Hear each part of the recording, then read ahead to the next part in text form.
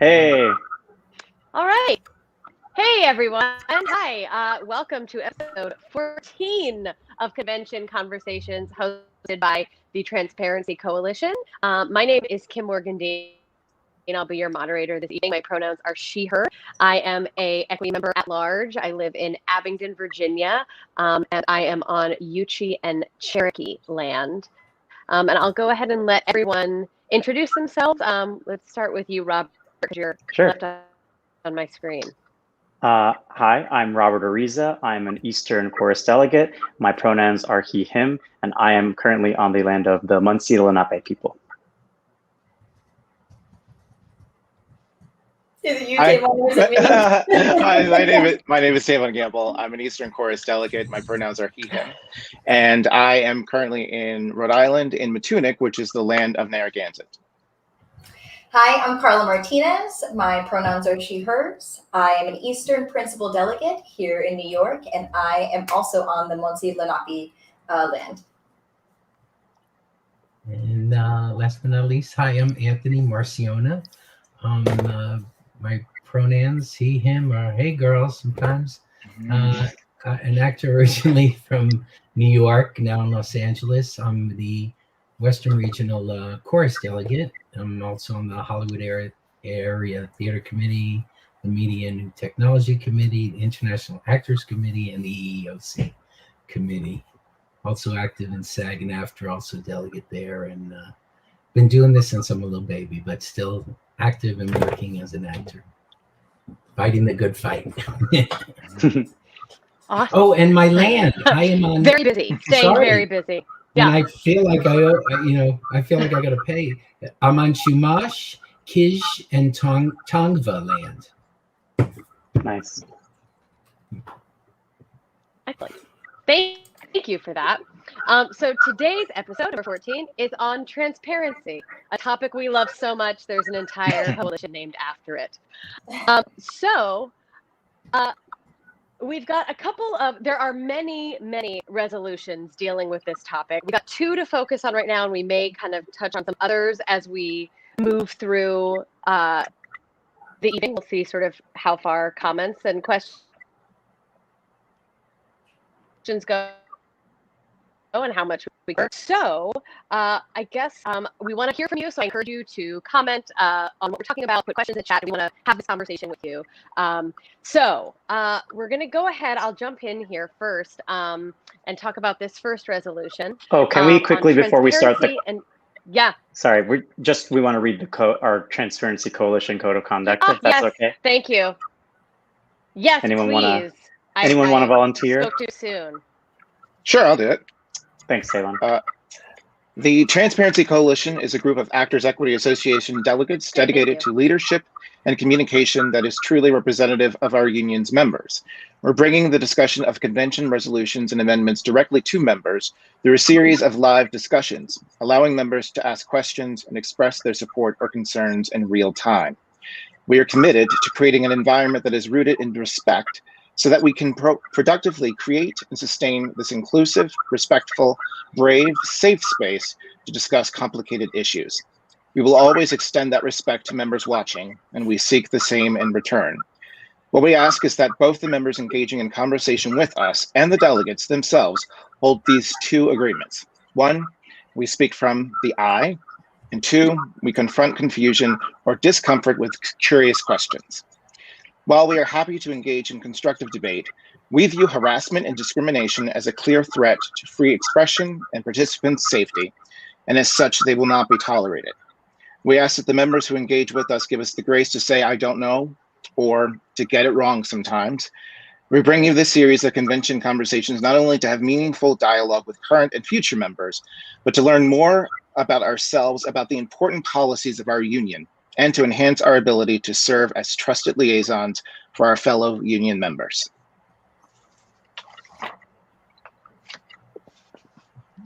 Thank you so much. All right. So now, sorry, I was like skipping through my rush past. So thank you for catching that for me, Robert.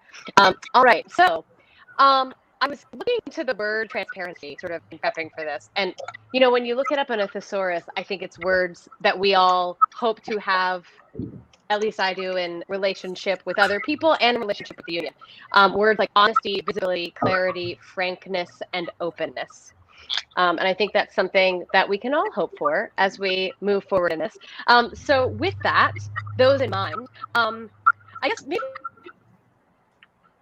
before we get into the resolution itself, I'd love to throw it to you guys and see if any of you want to opine on sort of where we are with transparency right now and why these resolutions would be useful to move us forward. So Carly, you're nodding and I caught you in my eye. So if you would jump in and sort of your opinion on the state of things as they are. Yeah. I think that there is a lack of trust between members and leadership because from leadership's perspective, I think that let me rephrase that. I believe that they didn't have the answers to literally anything during COVID. So they didn't want to publicly release statements or, how they felt about certain issues because they just weren't sure. But what that did was create all of us feeling like we were screaming into a void because there was no information coming through. And the little information that was coming through was not clear. It's still changing on the regular. Things that were, released yesterday might look completely different the next day. And there's also a lot of gray area where, they've released something and people have a million questions and there's not enough person power to answer them. And so I think that's where we're at. We are at a really pivotal moment where members want answers, delegates want answers, council wants answers, but there's no space to ask the question. And I think that's what I personally feel. I don't know. Does anybody else kind of want to add?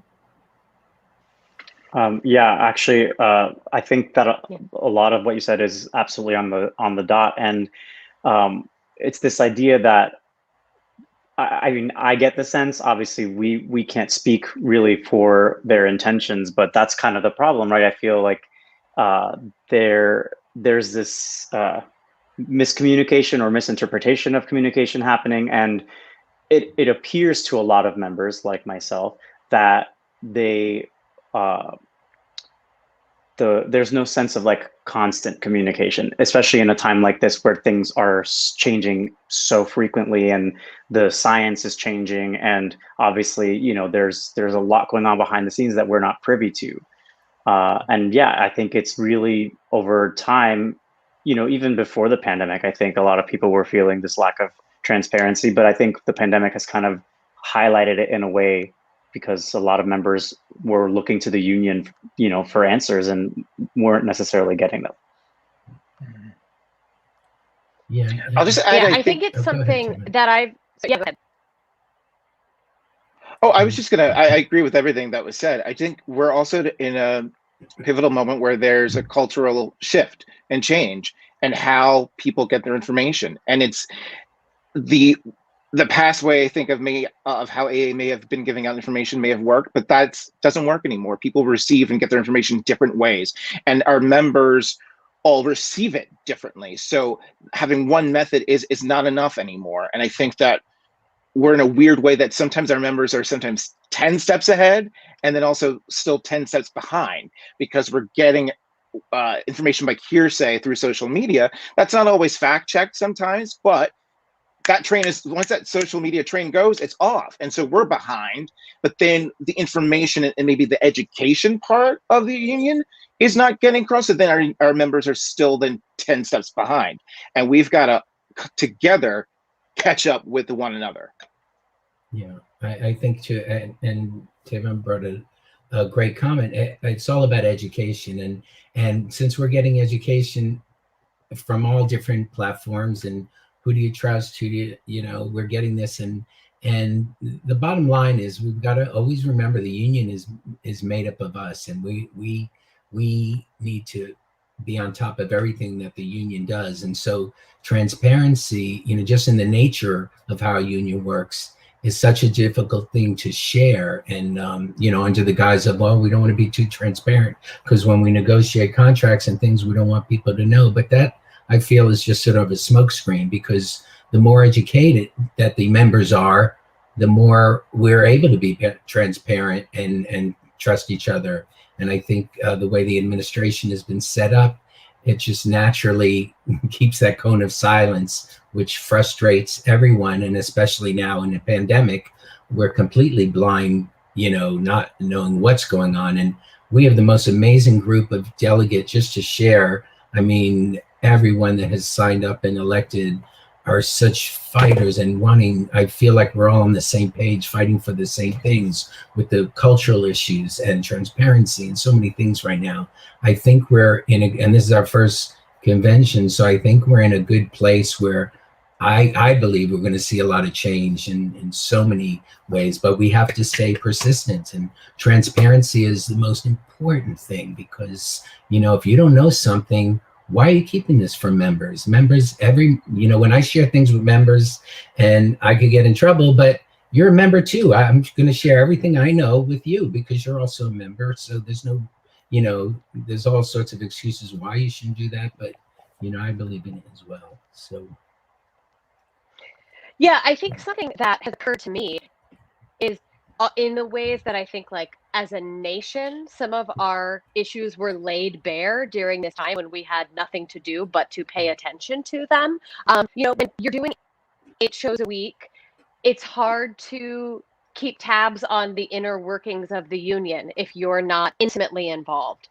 And that's something that I'm grateful for as a member from every delegate that I've interacted with thus far, is this push for, maybe it's because of the time that this convention is happening, or just the group of individuals that have stepped forward to be delegates that have really, this, Transparency Coalition and these conversations as an example of that this was started to help membership. I think there's if anything that can be done to connect the dots between members, when you join this union, unless someone made you deputy on your first show, there's not a lot of member education and outreach in that way.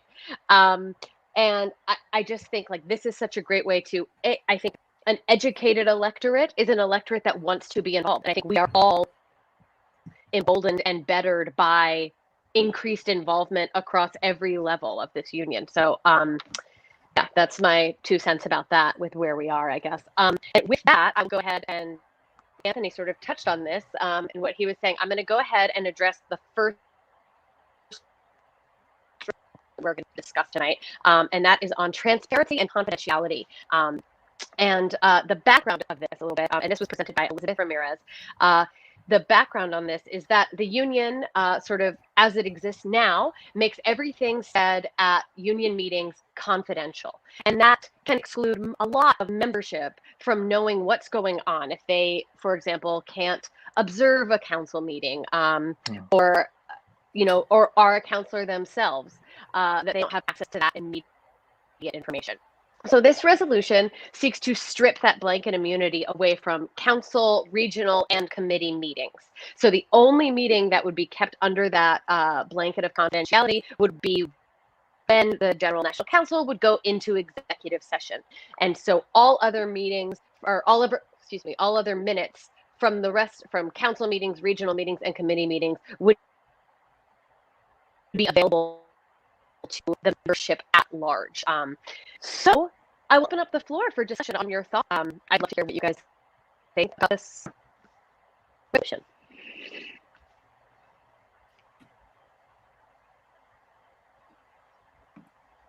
I'll go ahead. When I was thinking about, because we've already covered, transparency has been an issue for a while. It didn't really occur to me how to address that through resolution. So I was glad when I did see these resolutions. I was like, oh yeah, someone thought it through and thought about what that looks like, with each specific item on the resolution. And I think that it's really smart. And I've said this before on these conversations, but this is one of those that I just think is a no-brainer. It's clear that we've had so many calls for transparency that it just seems like the right thing to do to vote this up. Yeah, I am all about making things as accessible as possible. And it wasn't until I attended my first council meeting that I didn't even know that I could attend, not only as a delegate, but as an AEA member. I can, you can ask to observe these council meetings. It wasn't until I observed one that I was like, holy cow. I was like, there's a lot of stuff that gets talked about in these meetings that like only stays within the, whoever's on the call, which is a shame, because like, I feel like a lot of the questions that people, myself included, have had gets brought up and gets discussed. But if you're not creating like an accessible way for people to have this information, of course people are angry. Like, you know what I mean? Like, I feel like a lot of this could be solved if there was just the minutes. If you wanted to read them, they were there, But it's all about giving people the option to do that. Because then when people come back at you and say, well, where's this information? Like, why hasn't it been released? Then you could say, all right, here is, the link on the portal directly, not just like go look it up on the portal. Here's the link to this page on the portal for, this question that you have. Here's the information. I think creating more ways to get it will only benefit us as a union, but to keep it, on this 4-hour call with the people who are in it, that's helping absolutely nobody. It's true. And Carla mentioned something that so many members don't realize they can actually, well, now with COVID and everything, it's a little more difficult, but you could attend these meetings, certain meetings, and they're eye openers. And I always recommended anyone who's never been to one to get to a meeting, and you realize, wow, there is so much stuff that is being talked about that addresses me, that may not address me, but it might interest someone I know. And so, and to build this platform, and it is a technical issue that council have to deal with, because it's probably additional cost to get all that stuff up and, on a single platform for everyone to read and have access to. But, as long as you sign in on your membership, it should be available. And what the other thing it does by attending this meeting, and I don't know if now with this new normal, if members will be able to attend certain meetings through Zoom or whatever the platform, it seems that, not more than 250 people ever show up anyway. So it seems like something that can be done. I know SAG has poo-pooed that, and we're like, we've had thousands of people on a Zoom, so it's able to be done. And so if we can get that information, my point was that if you can attend one of these, it fills you up with like, wow, the union does do a lot for you, and there's so much more it could do. And it tends to get people more involved and more aware and more educated when they become part of the union. And so many people go, I just want to pay my dues and do my work and let someone else do it, until you realize the someone else is us. We're the only ones that are keeping the union integral and relevant. So the part about this that I really love and really support is the reports and being made available, because for me, selfishly, it's because for someone like me and many others who aren't in the hub cities, have felt that we don't have access to this information, because I'm not in New York City, so I can't go to the meeting. I'm not driving hours to go for the meeting. So I then am completely shut off. Having this gives us access to understand what's going on without having to be there. Hopefully, as Anthony said, perhaps in the change of this is maybe this can be continue to be Zoom meetings, and therefore, because before I was elected, like Carla, I was never able to go to these meetings because I wasn't in a hub city, and so then I just didn't know what was going on. And having these reports being published and accessible is really going to help everyone in the liaison cities stay connected and get the information that they need. Yeah, I also think. Sorry, go ahead, Kim. Sorry, I just wanted to touch on, I love, Tavon, that you use the word access.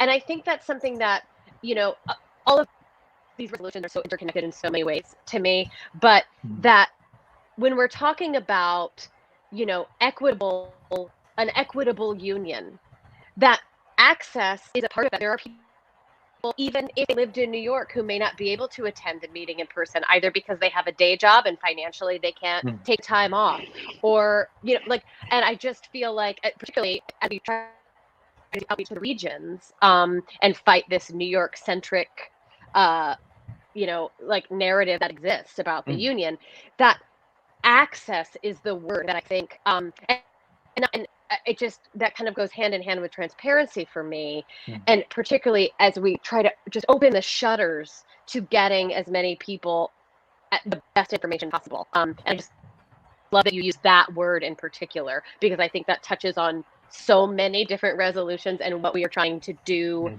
to include all groups of people and make it equitable for everyone, I guess, is what I just wanted to say to that. So I thank you for using that word. Which feels key to me. And go ahead, Robert. Sorry, I interrupted you. No, that's okay. And that's a great point. Yeah, I absolutely agree that part of the reason why more people aren't more involved with the union is because of the lack of access, right? And I think this all kind of goes hand in hand. Like, once people have this access and have this ability to like really look in and see what's going on behind the scenes of our union, and not just be, you know, one of the members that just like works and they pay their dues, and it's just, you know, I used to be like that too, like where I just kind of like let the union work for me behind the scenes and I never worried about it.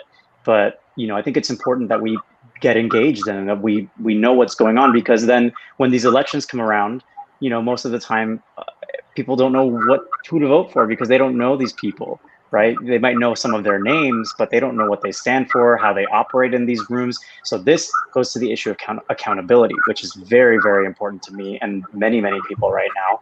And I think that, like exactly what you said, like once people have that access, then they can really start to see who they want to stand behind when these elections come around and who they want to represent them. I think looking at the resolution, I was just going to say, I was just pointing out something please go ahead. On the resolution in Elizabeth's language. And I think a really important, one of the clauses she has is that members should be able to identify and contact the appropriate member of staff for any issue, which has been the hardest, you know, I need to talk to someone about a specific whatever, and you leave a message or you you never get back. It takes weeks to respond from someone. So this is such an important clause she has in there. So, you know, okay, this is for contract issues. This is for safety issues.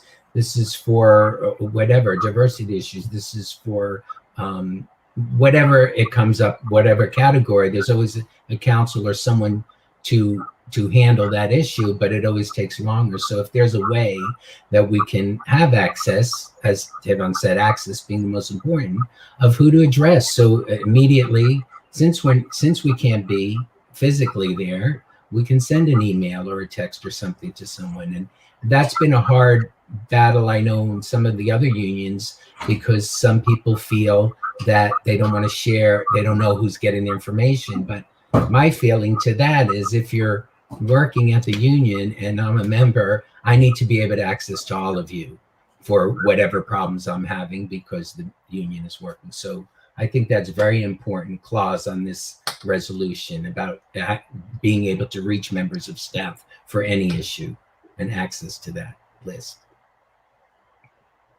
I also think that the good that comes out of this also is giving access, giving information, letting people in and letting them know the information. It empowers them, and then if I'm a member, I can go, okay, I understand what's happening, and now I can find my place of how can I help? How can I, if I find a policy or if I find something that I'm like, yes, I'm really passionate about this, I can then, you can use me. I know who to email and be like, hey, yeah, this is going on. But if I don't have that information or access to even know what's going on or what the inner workings or what you're working on, then I, as a member, can't help. I can't go out and I can't go out there and on social media and say this good thing is happening or champion this if I don't know what's happening. Absolutely. Awesome. And I think this is something, I think this is, I mean, I can only speak for myself. My opinion is that this is good policy in good times and bad times. But particularly right now, and this is something that Carla touched on earlier, I think about like when we are, I'm totally gonna paraphrase, but when we are understaffed at equity right now, the last thing these people want to do is be getting emails that are not their department, that then they gotta bounce around through everyone. And it just seems like this benefits us in obvious ways as members, but it seems to me that this is something that would benefit equity staff and counselors and executives as well. Because, I know there have been times in the past year that I've sent, and this is personal experience, I've heard this from a lot of other members, that, you were in touch with someone and you either got an email back from someone who you had never written to that you don't know why they're the person responding, or you had a dialogue with someone who was working with you on the issue, and then all of a sudden they weren't the point person anymore and another person was. And so I just think this is something that on both sides feels really useful moving forward, particularly in a time like now when we are understaffed. I think also too, something that really strikes me is, with this, with the election for the delegates, I mean, there's a pretty large percentage of us that are in this like millennial age, which I think is really moving and powerful, because I think we need more. This isn't knocking, the grown folks, but I do think that having younger folks getting involved in governance is huge, especially with where we are right now. Social media is a huge tool for getting information, whether we want to admit it or not. And by having these minutes where the language feels, again, accessible, as opposed to, if someone wants to get involved with governance, before it was like, here, read this rule book with this, with these words and this language that is 100% meant to exclude you. Like, no one's going to want to join, volunteer to do anything if they have like the Declaration of Independence in front of them that they have to try and figure out. So like, by having these minutes where it's real people talking in modern time of what it means to, run this union, I think that will only bring in more people as opposed to shutting them out, which unfortunately is what governance does because of the way that it operates. I mean, look at the convention. Like, we've got Robert's rules. We've got all of these things that to us, we're just like, how in the world am I going to digest all of this and make it work for me? And I think by having this tool, like, it's only going to get more people involved, which I think is beneficial. That's true, and Carla is speaking as the probably the oldest one in this group.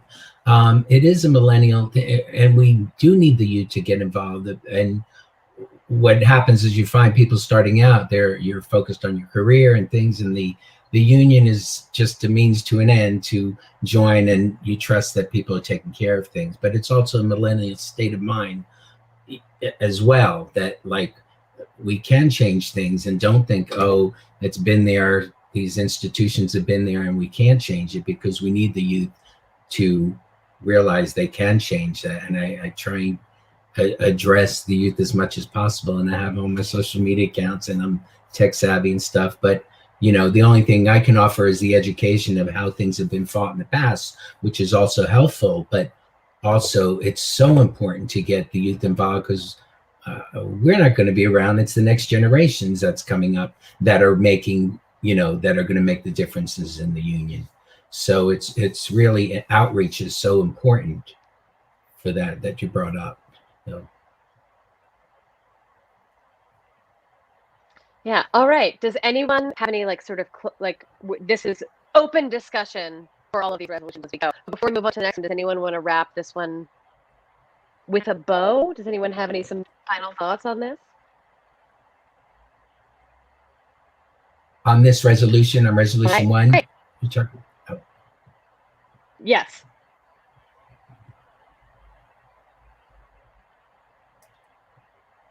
No, I think it's cut and dry. We did a good job of diving into that. Then I think we can move on here to resolution 2. Cool.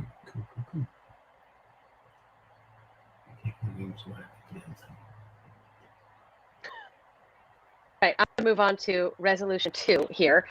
And this is, can you hear me? I think it just freaked out for a second. Yeah, we can hear you. You're just a little delayed. Yeah, okay.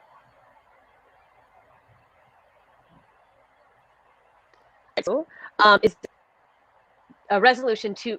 Great, thank you. All right, sorry about that. Rural Virginia internet. All right, resolution 2 that we're going to discuss today is to make equity agreements widely available. So some background on this is that a few years ago, Council decided to put all of the equity rule books and agreements behind the access by members only, the member portal of the equity website that requires a login.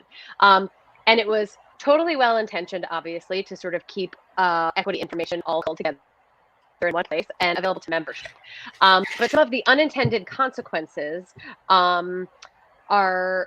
we're finding maybe we want to relook at that policy. So the stated reason that Council took that action a few years ago to put them behind the member portal was that so producers could not pick and choose sort of out of context clauses from different contract language and provisions to use in their own negotiations with equity.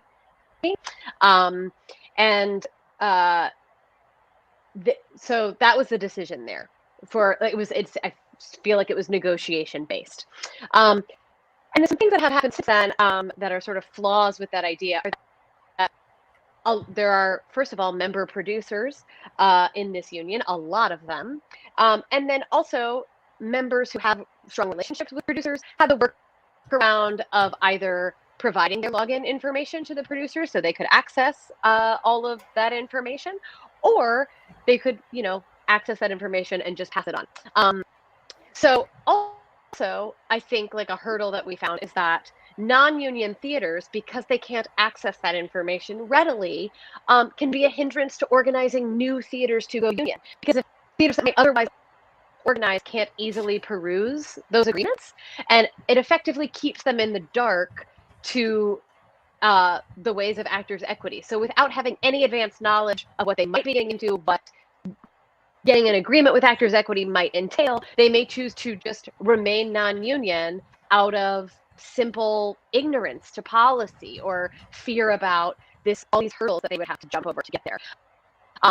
Also, on the actor side, these rule books not being widely available can hurt things like people's agents, unless they have that workaround, because if they don't have access to the most current agreements, then they're sort of hindered in negotiating better deals for their clients based on those agreements. So this resolution, make the agreements widely available, is a resolution that very cut and dry wants to put the agreements back on the public-facing side of the actors' equity website for wide consumption by members and members. So yeah, I will to any of you who have opinions on that. Yeah, this resolution is great. It's something that I was kind of wondering about myself, and then again, when I saw this proposal, I was like, "Oh, good! I'm glad someone touched on this," because it goes a little bit hand in hand with another resolution that I think is going to be a convention about overhauling the website and making it more user-friendly and streamlined. Because right now, clearly, people have a really hard time finding information and navigating the website. And yeah, so putting these back on the public-facing website, I think is just really smart, because for all the reasons stated, it only does us good. And whatever reason they had before to take it off doesn't seem to be worth it at this point. It has just seemed to make things a little bit more difficult. Yeah, I think all the points that you've already listed are great and make sense to me. And I also, it's, you've already put, we have a lot of producers who are also members, and it's also, just to put it out, if you don't think the producers talk to other producers, like they do. And another way that a part of this, that a group that I think is hindered by this is non-members who future members who would like to be, and they come in here not knowing contracts, right? Like I know when I first got my contract, I didn't have the information. I didn't know what to look out for. I didn't know anything. And I just took it and blindly. And I look back now and like, it would have been so great to be able to go to and look on the website and look at it and have that information. And I think they should. Yeah, I 100% agree with Tavon. You know, somebody asked me the other day, well, do you agree that you need to have like X amount of experience in order to join the union? Like, should you have union work under your belt in order to join, or should it be open to everyone? And my response was, I think that you should have some understanding of the contracts. And the only way that happens is by a resolution like this, where people have access to it, because like people join the union at different times in their life. Not everybody's, you know, graduating like a program and like just like going into the world. We've got people who know a lot about how labor unions work from life experience, who are older, you know, who feel like this is the right step for them. But just because they don't have the work, there's no way for them to, you know, kind of join. And by allowing something like this, like, you know, for anybody at any point in their life, I think it's beneficial because, you know, like Tavon said, sometimes we just sign these contracts. I signed my contract and I was like, done. Give me my card, you know, give me my extra $2 a week, like, especially in places like New England. But like, that's where your mind is at. Like, you're not thinking about, oh, wow, I just basically signed a rider that said that I'm okay with not hiring understudies because there's no money for it. Like, it's stuff like that that you don't think about unless you have the education. I'm going to maybe play devil's advocate on this one. Being fairly savvy, especially for the younger people, you can pretty much Google a contract online and find it. So my concern is the problem is not so much, I think what this is addressing is that people, you know, they don't want producers to handpick and choose. Producers who have already produced already know the contracts, and they're handpicking and choosing. Our, you know, I'm in this over 50 years, and why I made more at 18 than I do at 58 is still boggles my mind. How am I making less now than I was 40 years ago? So the problem in the access to the contracts is that equity is allowing waivers and allowing certain things to go by, or allowing less equity members in a production when it's a smaller theater. So I don't think the problem is really that people don't have access, because, you know, like I just Googled now while we were speaking and was able to access a couple of contracts, and I was just taking a second. So I understand that as members, we know we can access any contract. And then was it Carla, you said, you know, before you join, you want to know, well, what is an equity contract? I think that's information you can get, but the only point, I mean, the important point of it is that that the producers don't use, and they're a producer member, myself have produced things, so they're producer members who do have access to this. The important thing is that they don't want to have them pick and choose, but ultimately it's up to equity to approve a contract. So whether they have the exact wording, it's really more important that equity backs our damn contracts and not allows like, for instance, just to personalize a little bit. For instance, I did a small contract in LA, which was pre-Broadway, which is the big thing to get LA actors into, nothing that's going to pay $5 a day. So they dangled that, and it's great. And we actually were going to go to London and maybe bring it to Broadway. Then March happened. This actually happened March of 2020.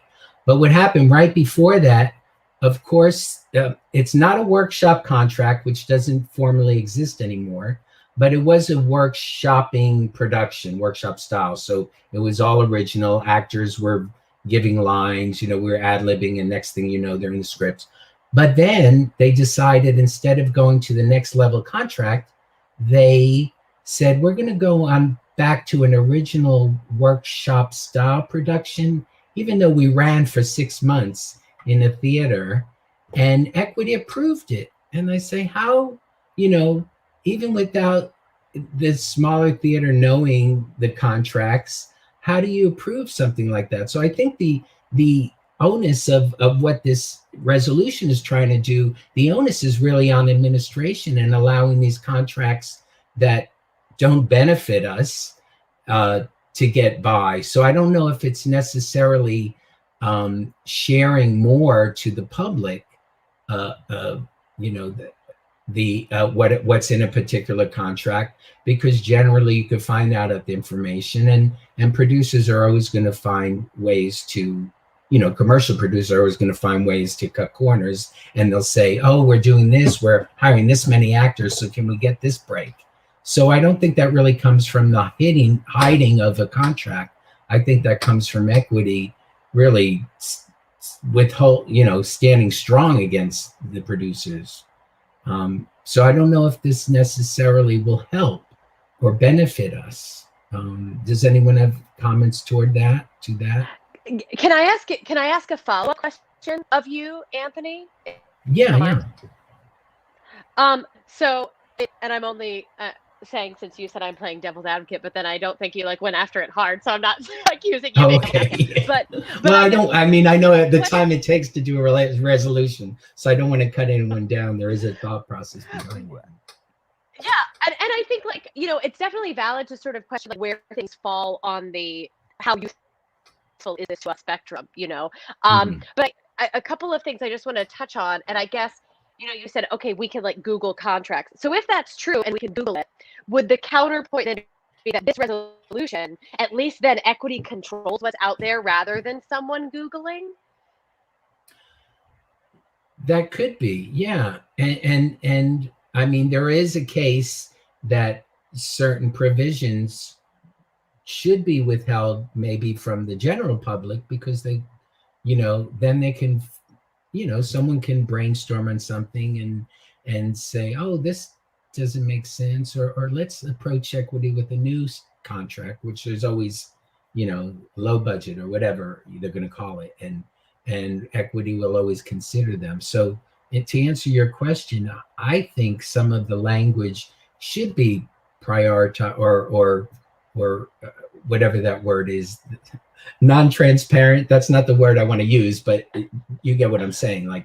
This should be Equity, specific. Private.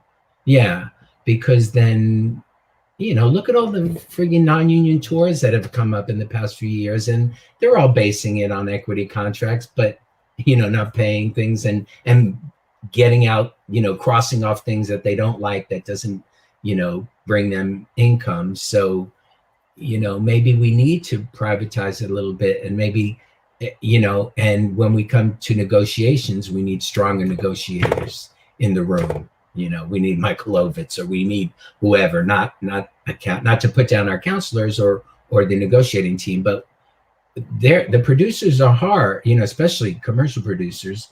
We need just as strong negotiators. So I don't think it's whether you have access or not to a contract, because in negotiations, they're going to make it their own anyway. So, and I hear, Carl, I think you said that, not being a member, you want to know what generally a contract is. But if you are interested in joining the union, I think you can kind of get that information either through friends or I don't think that's restricting you from being able to join or knowing what's involved in a contract. I may be wrong, but I think it's more about standing by the contracts that we do have, whether they're accessible or not. I'm just going to highlight this comment from Rashawn asking, have you been at the table, at the negotiating table? I have been at the SAG negotiating table, not the equity table when in my 20s I was, a long time ago when I was really fighting for a couple of issues and LGBT and aliens, but not recently. But I've been dismayed at what SAG has been doing, and I'm sure similar things are happening at equity, just because I can see at the rates that we're getting and some of the working conditions. Yeah, I'd be curious to see what that's like. I don't know if that's ever going to be a possibility, besides actually like being one of the negotiators, Right. But to answer Rashawn, is this your second question? How do I know we need strong negotiators? Because we're making less than if you take a similar contract years ago, and there's on some of the Lord agreements and things, there's less equity members required. So these are all things that we let go for certain things, and with the promise that they'll produce more, which the trickle down theory never happens. So I know just from working conditions and wages, I know we need strong negotiators, because it shouldn't be going backwards. We should be going the other way.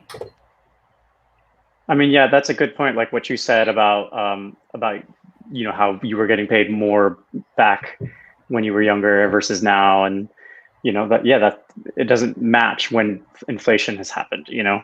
Right. Yeah, and I would agree. Like, sorry, go ahead, Kim. No, please go ahead. Go ahead, Carla. Please. No, I just wanted to say I do hear you, Anthony, about these contracts being available, like you can Google them. But I think that is letting the union off like very easy. I think that some of these kids, like I've got friends who did like a one-off production of like a Christmas Carol on Broadway when they were 13, and like now you're a part of the union. Granted, minors have like agents and parents to negotiate that for them, but thinking about like the bigger picture, there has to be education, and the education to join the union, as coming from nothing, shouldn't be let me Google what these contracts are. It should be an easy access. This is the material that you need to look at should you want to join. And I agree. I agree. Just to just quickly a butt in, as Taven had said, if there is a accessible platform, so say even if you're not a member but equity eligible and you're applying, then you may be able to access, say, maybe there's got like, do you want just any Joe Blow to be able, but you want someone who's interested in joining to know this information, right? So maybe there's a secondary, or not secondary, but an additional platform that people interested in joining can have access, and all they have to do is give their name and things, so we know it's not Joe Blow or whoever, and it should, because like you said, it is important to know what the next step is. Am I going to be able to afford to join the union, and is it worth it to join the union? So it should be accessible to people interested as well. So maybe there's a way to make that platform accessible. And I agree with it's that bridge that goes into education and outreach. I mean, I can only speak from my experience. I got my card in college, and just because it was like the thing you do, like you need to do it, but I didn't have the information or really the wherewithal to know really what I was doing, or if the contract I was given, if I was going to be screwed over or not, because I didn't have that information. So I think having something perhaps like that, even if it's a separate thing, it's because what happens, we need to, if coming into this union, if I already feel that way, or if I'm not having information, or if I'm already at the beginning of my career getting screwed over by producers, that starts to become the mentality and starts to become oh, this is the norm, I guess, or I just don't know how to fight for something, or I don't know what I should be fighting for. That is the part of this that I hope that we can find something to really help with that, because I think that's the area that I think I would really like to see.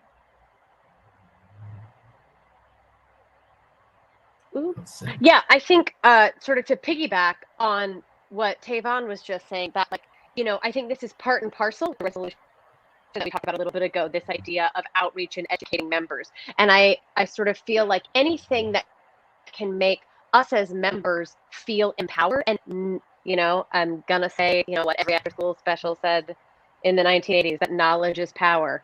And the more that we know about those contracts, you know, I like Carl, I think was saying this before, like you sign a contract and then you're sort of working and some older equity member of the cast says, oh, you know, we're granted this, right? Have you been asking for that? And you're like, I didn't know about it. And right. I just think, Yes. yeah, like the more, yeah, like that's how I learned so much.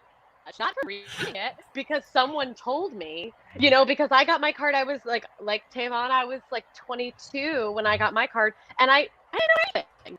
And it, I mean, there's a lot to be, and so another point, and I know like, obviously we are focused on like what this means for members, but there's something that sort of, that this conversation just sparked in my brain, which is like Anthony, to your point of like, do we just want any like Joe Blow in the public to have access to this? And I think when we are organizing as a union for things like the Ask Equity campaign that rely on public knowledge of the union, does it help us to have things like that accessible to the public, that we are hoping that if we're using that as part of a larger public strategy, I guess is the question I'm asking, if we think it's helpful, or what the sort of, you know, cost analysis is of how to get out there versus keeping things close to our chest. I'd be curious to hear what you guys think about that. That's funny that you say that, because yeah, that kind of popped into my mind as well as this conversation has been happening. And I don't know the answer. I mean, maybe the way to find out is to try it out, right?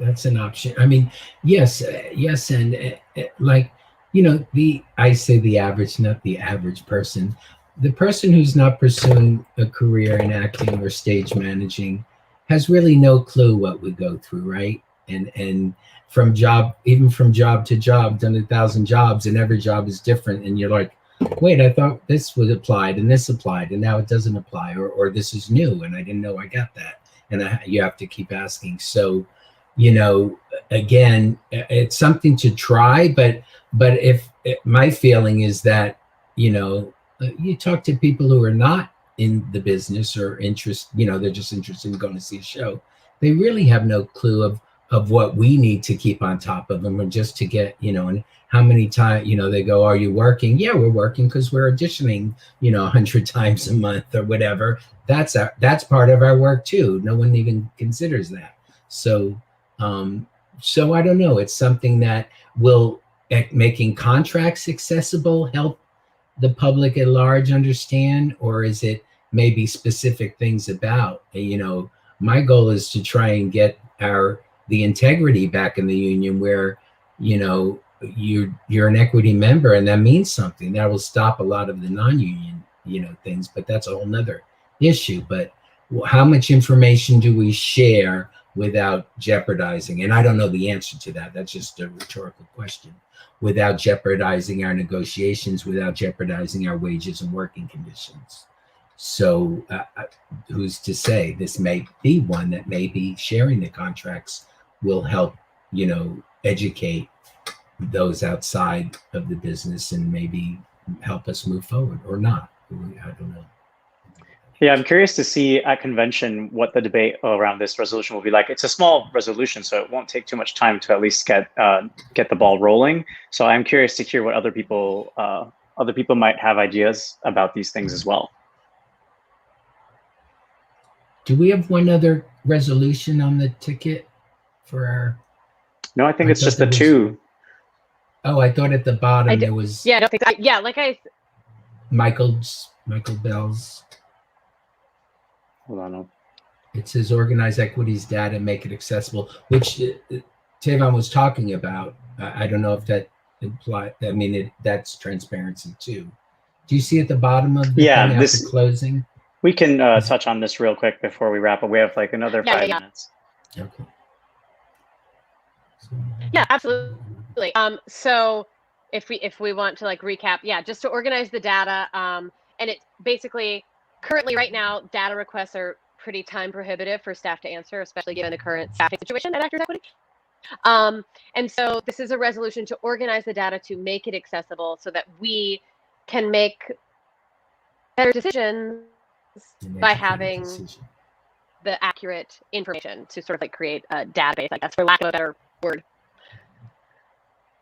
I think that we this can touch on that if you guys want to speak to that. Yeah, absolutely. I mean, again, this is one of those no-brainers. It just seems like I thought that this work would have been done already at this point. So it's like one of those resolutions that I'm like, oh, okay, well, it's about time, Right. And actually, I was in correspondence with Erica Walsh, another Eastern delegate, when we were trying to create a survey for actor musicians to fill out to kind of accrue some data about what it's like for actor musicians working on contracts and the different experiences that they had and the different costs and the positives and the negatives. And because that data, just doesn't exist. And it's clear that it doesn't exist because most of our contracts don't even talk about actor musicians or offer them any compensation. So I'm tangenting a little bit, but I think that it goes hand in hand with things like that, right? The more data we accrue, the better we'll be at the negotiating table and at creating these agreements, right? We'll just be more knowledgeable about what people need. I agree. I was going to say the same words. This seemed like a no-brainer. Like, yes, that data should be accessible to us. So, as certainly as members, and so it can only help us because it's all about education. And if you don't have the accessibility, how are you going to get educated? Yeah, I think one of for the past couple of years, Equity has been asking members to self-identify in the portal. And I remember the first time ever this being brought up, this was years ago. We had like a Boston membership meeting after a pretty heated conversation came up with a certain theater in Boston doing a show with actors who weren't appropriate for the show. I'll just leave it at that. And they asked, Equity came back and said, well, you need to self-identify so that way we can present this information to the producers, et cetera, et cetera, et cetera. I don't think we actually saw the data from this self-identifying, campaign until recently, where they, released kind of these like pie charts of like, well, here were the breakdowns of the contracts by, gender, by ethnicity, et cetera, et cetera. And it was mind blowing, like just seeing it on paper, because when Hamilton came out, everyone tried to come out and say, well, there's right now, someone like verbatim said to me, well, right now everyone is going ethnic.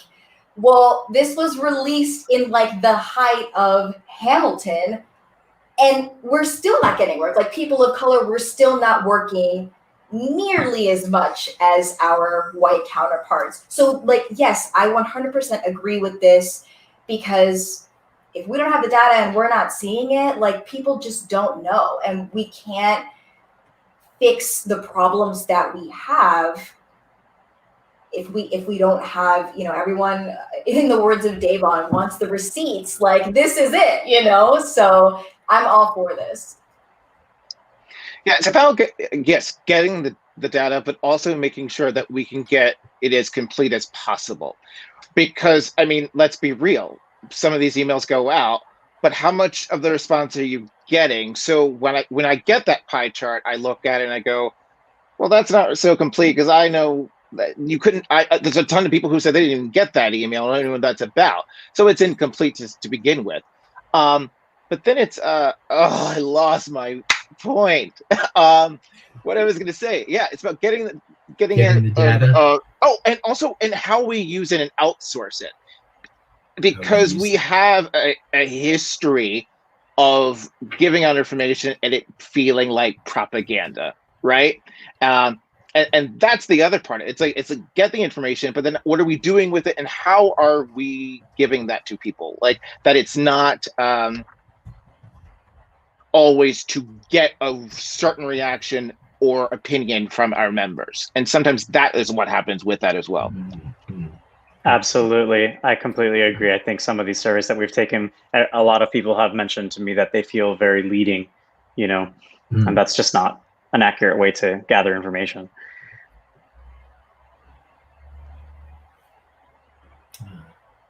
Yeah. Guys, we are like right at the 1 hour mark. Nice. So the question that I'd love to wrap up with everyone is, what is your with these resolutions on the table about transparency, and like I said at the beginning, there are so many dealing with transparency, and there's so many dealing with communication, and I think they're sort of part and parcel. But do you have an ideal vision for where you want us to be with regards to these as a union? Oh, that's so hard to paint that picture because it seems so far. It seems so out of hand almost. And I hate that I'm such a pessimist in that way. It's like hard for me to believe that we can get to that point. But yeah, I guess I want it to feel. I want to get to a place where I go on that Facebook group and people are not talking about transparency every single day. I want people to be all across the board, well communicated and understanding of what's going on in the union day to day, week to week, and then these conversations will progress to something more useful than just kind of calling for more. Yeah, I'd like to get to the point where those of us in these volunteer positions aren't overexerting ourselves trying to answer 1,500 questions on top of doing the work for convention on top of, and this is speaking as a non-counselor delegate. I can't even imagine what council, Rashawn James is on this chat right now. Rashawn, how do you have the time with everything that you're doing? I really just want trying to eat up all the knowledge. Cool. I don't want to be the middle person. I want AEA to do its job, and whatever information you have to share it and make it clear, so that way people don't feel like they're constantly in the dark.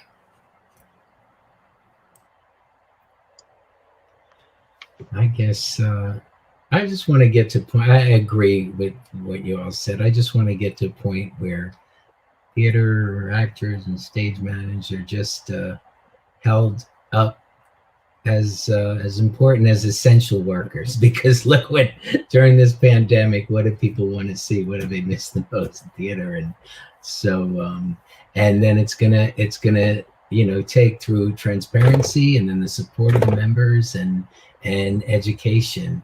And I know, I've been in the union since I'm 7, so I know the union's going to be there. So I can get pessimistic, but I can also be optimistic in seeing all the youth involved. And I don't think the union's going anywhere. We just need to stay relevant and on top of things and keep up the good fight, because it'll all be worth it in the end. That's my 2 cents. I guess big sky dreams is that we get to the point that we feel that giving information is a good thing. Giving that to our members is a good thing. And to take away the fear that I think that people have, that fear is real.